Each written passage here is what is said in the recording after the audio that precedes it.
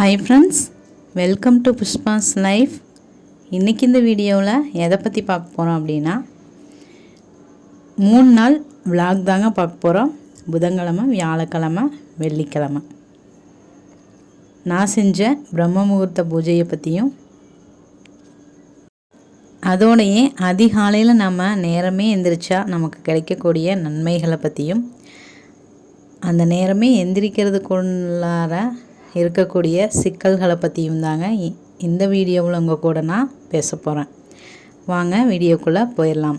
இது பார்த்திங்க அப்படின்னா புதன்கிழமை எடுத்தது.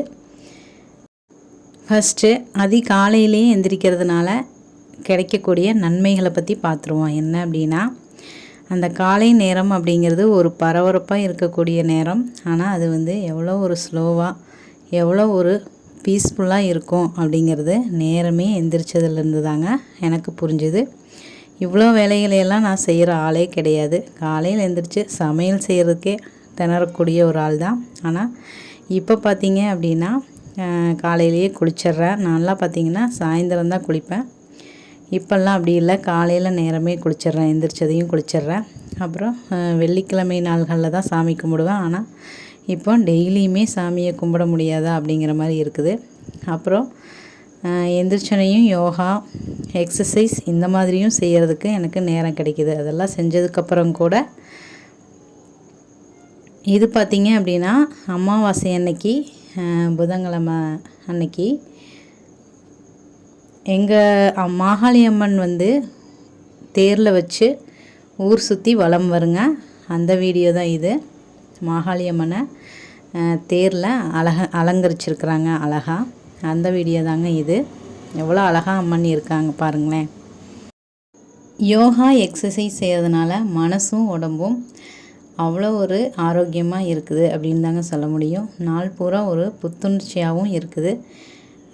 எப்போ பாரு நான் டயர்டாகி சோர்ந்து போகிற மாதிரியே இருப்பேன். ஆனால் அந்த மாதிரியெல்லாம் இல்லாமல் எப்போவும் சுறுசுறுப்பாக இருக்கிற மாதிரியே இருக்குது. இந்த மாதிரி ஸ்லோவாக என்னோடய வேலைகளை நான் செஞ்சதும் இல்லை. எப்போ பாரு பரபரப்போடையே இருப்பேன். ஆனால் நிறைய நேரம் கிடைக்கிது. நிறைய வேலைகளை பற்றி நம்ம நிறைய விஷயங்களை யோசிக்கிறதுக்கு உண்டான ஒரு நேரம் இருக்கிற மாதிரியும் இருக்குது. எனக்கான நேரமும் கிடைக்கிது.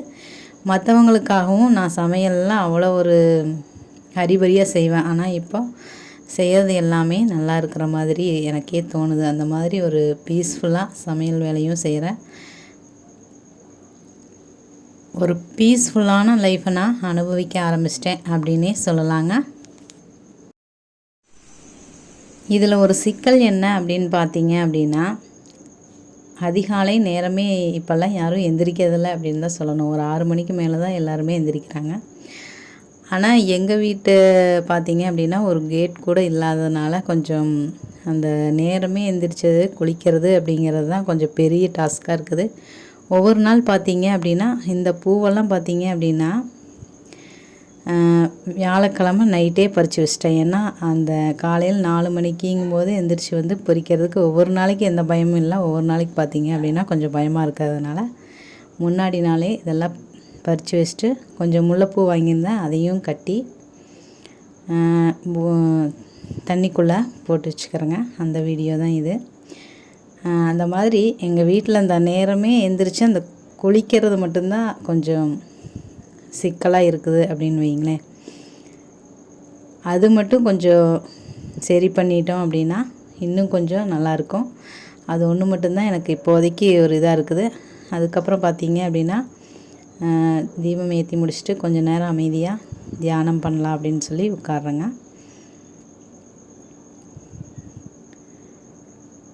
ஆனால் இந்த மாதிரி உங்களுக்கு எதுவும் அந்த மாதிரி கொஞ்சம் பாதுகாப்பாக இருக்கிறீங்க அப்படின்னா தாராளமாக நீங்கள் 4 மணிக்கு எந்திரிச்சு அந்த ஒரு புத்துணர்ச்சியை, ஒரு மகிழ்ச்சியை நீங்கள் அனுபவிக்கலாங்க.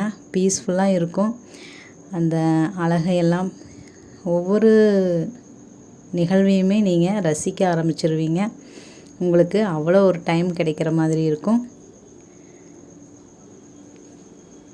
என்னோடய அனுபவத்தை தான் நான் இதில் ஷேர் பண்ணுறேங்க. வியாழக்கிழமை நைட்டு பார்த்திங்கன்னா இப்படியெல்லாம் ப்ரிப்பேர் பண்ணி வச்சுட்டு கடைசியில் எந்திரிக்கும் போது மணி 5 ஆயிடுச்சு. அதுக்கப்புறம் ஃப்ரெஷ் அப் ஆகிட்டு வரும்போது பார்த்திங்க அப்படின்னா மணி 5:45 ஆயிடுச்சு. சரி என்ன பண்ணுறது, இந்த மாதிரி தான் நான் கரெக்டாக பர்ஃபெக்டாக அந்த 5:30க்குள்ளே விளக்கேற்றிடணும் பிரம்ம முகூர்த்த பூஜை அப்படின்னு சொல்லிகிட்டே நினச்சிட்டே இருப்பேன். அதனாலேயே ஒரு சில நாள் நம்ம 4 மணிலேருந்து ஆரம்பித்ததுக்கப்புறம் கூட ஏற்ற முடியாமல் போயிடும், விட்டுருவேன் 5:30 மணி ஆயிடுச்சு அப்படின்னு சொல்லிட்டு. ஆனால் இப்போ நான் என்ன யோசிக்கிறேன் அப்படின்னா, நம்ம 4 மணிக்கும் போதே அதுக்குண்டான வேலையை ஆரம்பிச்சிடுறோம்ல, அதனால் என்ன ஆனாலும் பரவாயில்ல அப்படின்னு சொல்லி தீபத்தை ஏற்ற ஆரம்பிச்சிட்டேங்க. ஒரு 5:45 போது ஏற்றி பிரம்ம முகூர்த்த பூஜையை ஒரு 6:15 போது முடிச்சுட்டு தியானம் எக்ஸசைஸ் எல்லாம் முடிச்சுட்டு அதுக்கப்புறம் எப்பவும் போல் வெளியே வந்து கோலமெல்லாம் போட்டு நிலைவாசல் பூஜையை ஆரம்பித்து கோலமெல்லாம் போட்டுக்கிறேன். இன்றைக்கி ஒரு புதிய முயற்சியாக பார்த்திங்க அப்படின்னா மகாலட்சுமி தாயாரோட பாதம் வரைஞ்சிதாங்க கையிலேயே வரைஞ்சிருக்கிறேன்.